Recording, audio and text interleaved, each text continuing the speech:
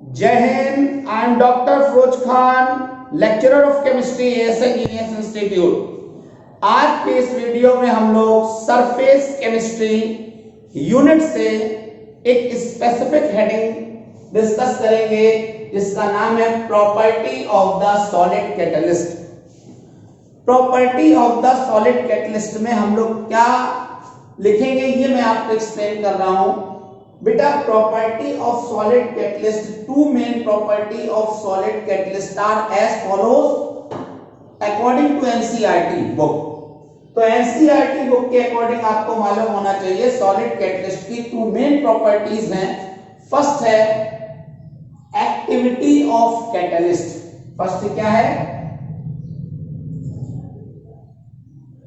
Activity of, first है activity of catalyst. First properties क्या हो जाएगी? Activity of catalyst. What is the activity of catalyst? पूरा concentration. The ability of catalyst to increase the rate of reaction. The ability of catalyst, the ability of catalyst, ability of catalyst to increase the rate of reaction. The rate of reaction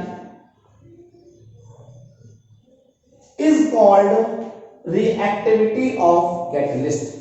तो आपने देखा the activity of catalyst to increase the rate of reaction is called activity of catalyst.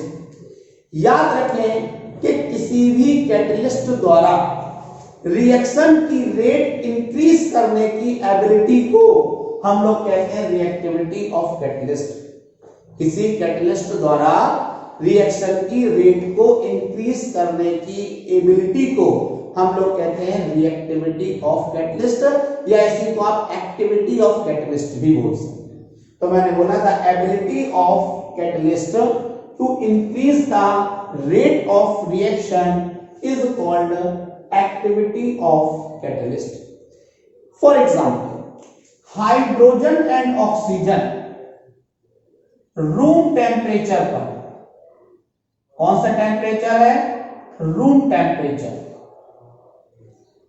Hydrogen और oxygen room temperature पर कोई reaction नहीं करते, लेकिन hydrogen और ऑक्सीजन प्लेटिनम कैटलिस्ट की प्रेजेंस में, प्लेटिनम कैटलिस्ट की प्रेजेंस में याद रखना है एक्सप्लोसिव रिएक्शन करते हैं। जो रिएक्शन होगी वो एक्सप्लोसिव हो जाएगी। यहां पर रूम टेम्परेचर में कोई रिएक्शन ही नहीं कर रहे थे, लेकिन प्लेटिनम कैटलिस्ट की प्रेजेंस में हाइड्रोजन और ऑक्सीजन एक्सप्लोसिव रिएक्शन करते हैं। तो अगर कोई पूछता है एक्टिविटी ऑफ कैटलिस्ट के बारे में, एक बार फिर से सुनेंगे। किसी कैटलिस्ट द्वारा रिएक्शन की रेट को इंक्रीज करने की एबिलिटी को हम लोग एक्टिविटी ऑफ कैटलिस्ट कहते हैं। The ability of catalyst to increase the rate of reaction is called activity of catalyst।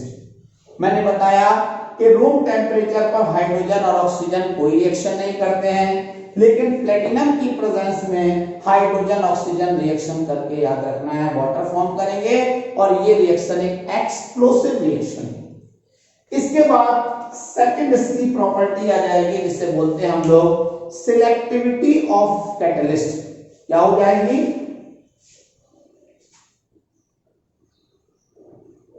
Selectivity of catalyst.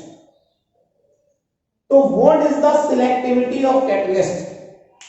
हम लोग लिखेंगे सिलेक्टिविटी ऑफ कैटलिस्ट के बारे में कि किसी केमिकल रिएक्शन के लिए कैटलिस्ट स्पेसिफिक होता है। कोई भी केमिकल रिएक्शन उसके लिए जो कैटलिस्ट होता है ना, वो हमेशा स्पेसिफिक होता है। मतलब एक कैटलिस्ट केवल एक ही केमिकल रिएक्शन को कैटलाइज कर सकता है। किसी भी केमिकल रिएक्शन के लिए कैटलिस्ट स्पेसिफिक होता है, मींस एक कैटलिस्ट एक ही केमिकल रिएक्शन को कैटलाइज कर सकता है। तो हम डेफिनेशन इसकी क्या बना सकते हैं? The ability of a catalyst, the ability of a catalyst to direct a reaction to give a particular product is called selectivity of catalyst. मैंने बोला the ability of a catalyst to direct a reaction to give a particular product is known as selectivity of catalyst. तो मैंने क्या बताया? The ability of a catalyst,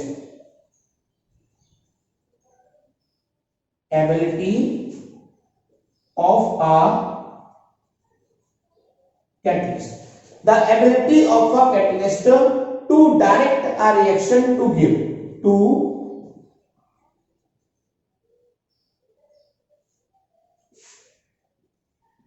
direct a reaction to give, तो हमने बताया a particular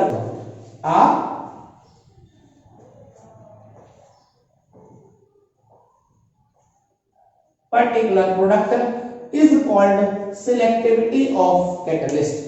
तो मैंने क्या बताया? मैंने बताया सिलेक्टिविटी ऑफ कैटलिस्ट के बारे में कि किसी केमिकल रिएक्शन के लिए कैटलिस्ट स्पेसिफिक होता है, मींस एक कैटलिस्ट केवल एक ही केमिकल रिएक्शन को कैटलाइज कर सकता है। तो डेफिनेशन बनाते हैं कि the ability of a catalyst to direct a reaction to give a particular product is called selectivity of catalyst. मैं आपको बता दूं यहां पर कि selectivity of different catalyst for same reactants is different. यानी कि इसका मतलब क्या हो गया कि किसी रिएक्शन के लिए अलग अलग कैटलिस्ट जो होते हैं वो अलग अलग प्रोडक्ट फॉर्म करते हैं, डिफरेंट प्रोडक्ट फॉर्म करेंगे। मतलब जैसे जब कार्बन मोनोऑक्साइड हाइड्रोजन रिएक्शन करती है इन प्रेजेंस ऑफ निकल कैटलिस्ट, तब याद रखना है क्या फॉर्म होता है? Methane form. क्या फॉर्म होता है? आपको याद रखना है उस कंडीशन में मीथेन फॉर्म होगा, साथ में फॉर्म होगा वाटर। क्लियर? इसके बाद मैं आपको बता दूं कि अगर कार्बन मोनोऑक्साइड और हाइड्रोजन रिएक्शन करते हैं copper oxide, zinc oxide, chromium oxide catalyst की प्रेजेंस में, तो इस रिएक्शन में फॉर्म होता है मिथाइल अल्कोहल। लेकिन अगर कार्बन मोनोऑक्साइड हाइड्रोजन के साथ कॉपर कैटलिस्ट की प्रेजेंस में रिएक्ट करते हैं तो फॉर्म होता है फॉर्मल्डिहाइड। मतलब आपने देखा कि रिएक्टेंट यहां पर सेम है, यहां भी कार्बन मोनोऑक्साइड हाइड्रोजन है, यहां भी कार्बन मोनोऑक्साइड हाइड्रोजन है, यहां भी सेम कार्बन मोनोऑक्साइड हाइड्रोजन है, लेकिन कैटलिस्ट जैसे जैसे चेंज हो रहा है वैसे वैसे प्रोडक्ट भी क्या हो जाता है? चेंज हो जाता है। तो मैंने क्या बताया? बिल्कुल लास्ट बार समझते हैं, सिलेक्टिविटी ऑफ कैटलिस्ट। मैंने बोला कि किसी केमिकल रिएक्शन के लिए कैटलिस्ट स्पेसिफिक होता है, मींस वन कैटलिस्ट, एक कैटलिस्ट केवल एक ही केमिकल रिएक्शन को कैटलाइज करता है। तो हम डेफिनेशन बना सकते हैं कि the ability of a catalyst to direct a reaction to give a particular product is called selectivity of catalyst. For example, मैंने आपको बताया कि selectivity of different catalyst for same reactant is different. ठीक है? तो आपने देखा कि अलग अलग जो कैटलिस्ट हैं, डिफरेंट कैटलिस्ट जो हैं, याद रखना आएगा कि वो रिएक्टेंट के सेम रिएक्टेंट के साथ में रिएक्शन में अलग अलग प्रोडक्ट फॉर्म कर देते हैं। ठीक है ना?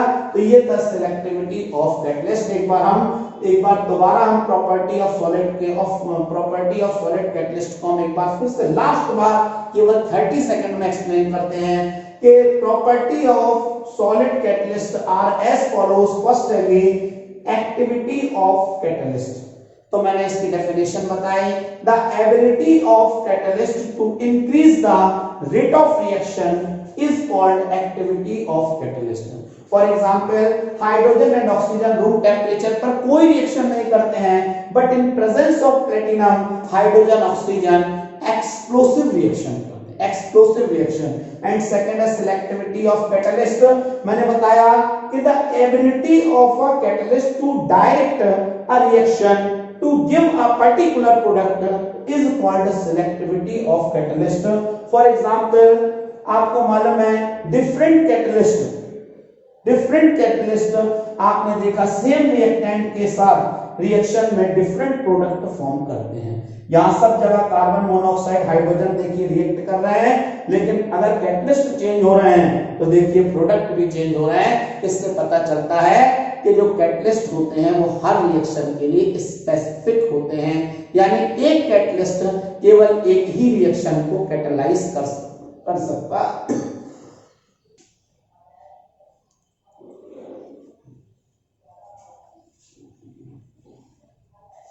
और इसके बाद इस टॉपिक में हम लोग आगे नेक्स्ट डिस्कशन करेंगे, और नेक्स्ट टॉपिक जो है वो मैं आपको बताने जा रहा हूं safe selective catalyst. Safe selective catalyst.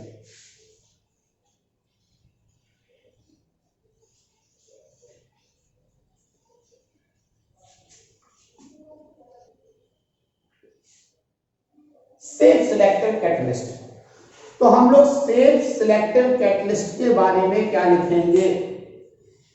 That catalysis reaction which depends upon the pore structure of a catalyst and the size of reactant and product molecule is called safe selective catalyst.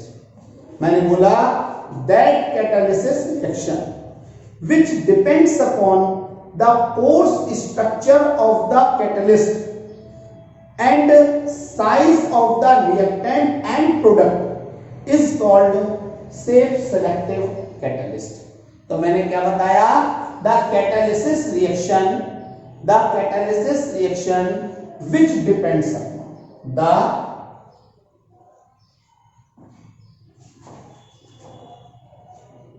which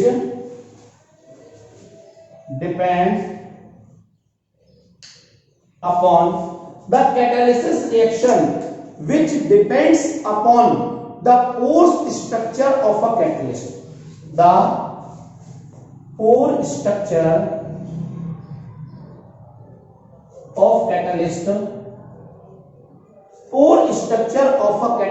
and the size of reactant and product. The size of reactant